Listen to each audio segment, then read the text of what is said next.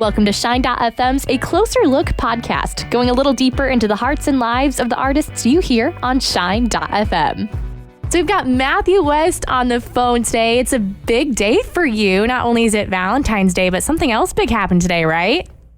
Oh, yeah. It's all love today, and I love the world so much that I decided to put out a new record on Valentine's Day. So super exciting day for me, and always feels a little less like Valentine, a little more like Christmas on Valentine's, because I get to deliver a new record, which is so much fun. So it's called Brand New. Why the title?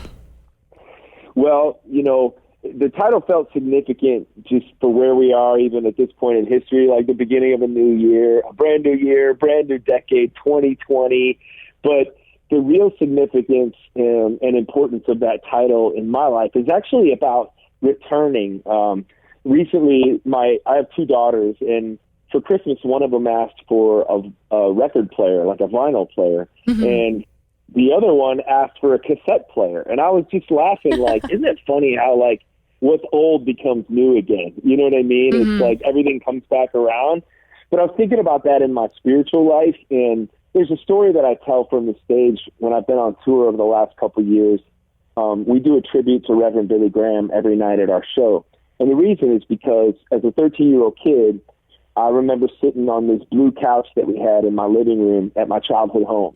And I was turning on the TV to look for a baseball game, and I accidentally found a Billy Graham crusade.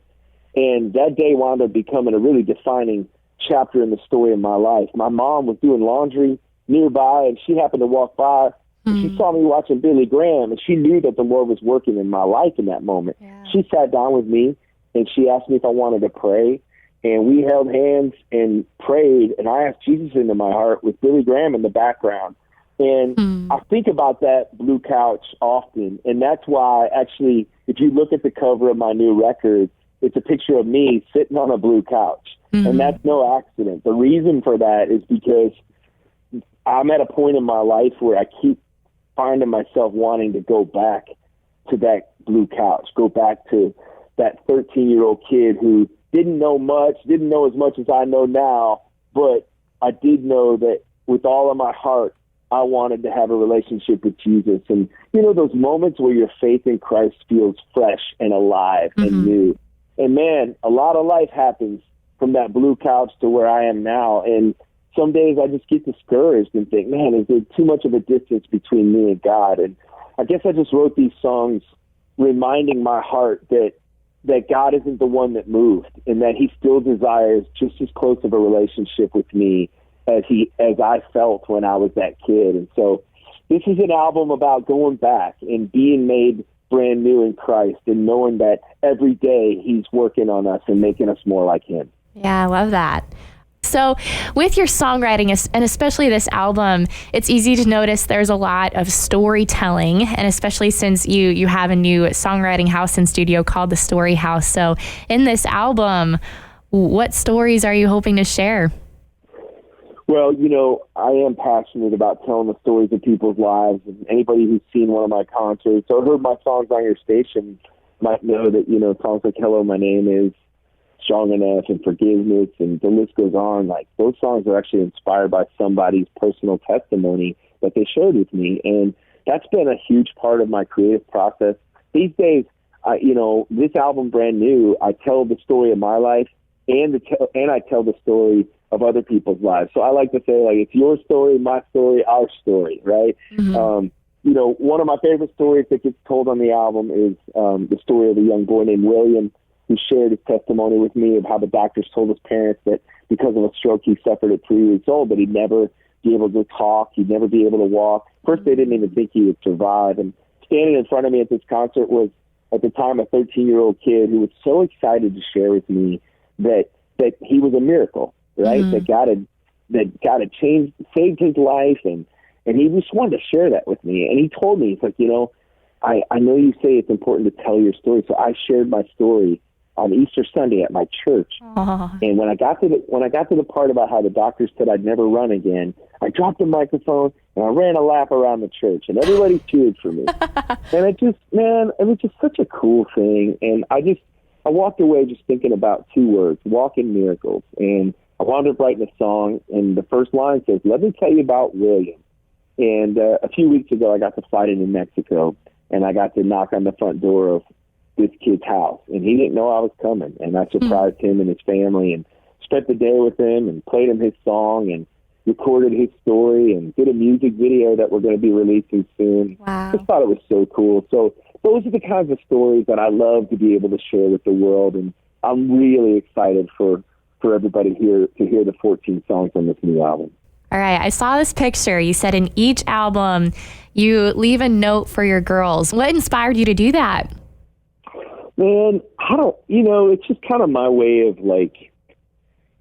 making my music and taking it around the country and traveling.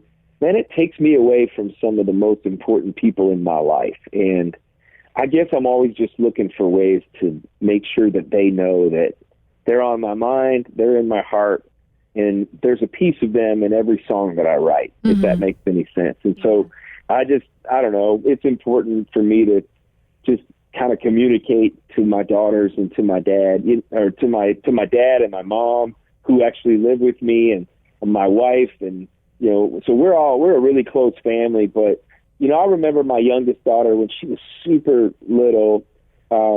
Dad was getting ready to go on the road. I was heading out of town for a weekend, and I would always say to them, and they didn't want me to go, and they'd say, "Well, why do you have to go?" And I'd say, "Well, why does Daddy go to travel?"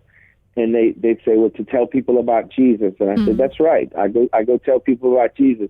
And one night my youngest daughter said, "Well, Daddy, can't somebody else tell them about Jesus this time?" And that just broke my heart, and that's when I realized that, hey, just because I'm going to do ministry, it doesn't mean that my kids aren't going to miss their dad, And so I guess I'm just always looking for ways for my daughters to know how much they mean to me, and leaving them a note in my record liner notes is just a little way to do that. But my people who listen to my new record are going to get to hear them sing too. They did background vocals on one of the songs, which is really cool. So what's your favorite thing about being a girl dad?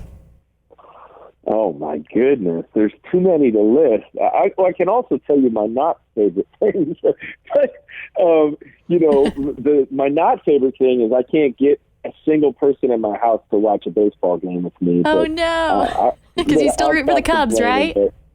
Yeah, exactly. I still root for the Cubs. But no, man, I love everything about being a dad to two amazing girls. And they have an amazing mom. My wife is just incredible. And, they definitely chill me out. They keep me, they keep me calm, and which is hard to do because I'm a pretty intense person. But man, I love every bit of it. My favorite thing would probably be the one-on-one date nights that I get with my daughters. Aww. And, that's something that's really important time for me. And I love spending time with them one-on-one like that. Yeah. All right. When you're traveling, how does your wife hold down the fort? And then how do you support her in that? That's a great question. We actually homeschooled for about 4 years to solve that. And the four of us were on the road on tour together. And then that time kind of ran out. We felt like it was time for them to go to this great Christian school where we live in Nashville. And my wife is just, I don't know how she handles everything, especially when I'm on the road. But we set specific parameters, and I'm not going on the road for weeks at a time. We have a set amount of time where I'm not going to book shows beyond this particular time. We're very diligent about protecting our important family dates, family times, anniversaries, birthdays, graduations, because I don't want to find myself, as much as I love the people of, Wisconsin, I don't want to be on stage somewhere and miss my daughter's middle school graduation. Yeah. You know what I mean? So we're really, really intentional about that, and have to be because the schedule is so crazy. Well, thank you so much for your time today and sharing a little bit about your new album and the stories you're hoping to share. Oh, man, this is awesome. A great chance to share with you. And thanks to you and your listeners for the support you've given me over the years. It really means a lot. And I hope this brand new album really speaks to people in a powerful way. Thanks for listening to A Closer Look. For more content like this, subscribe to the Shine.fm podcast channel from Olivet Nazarene University.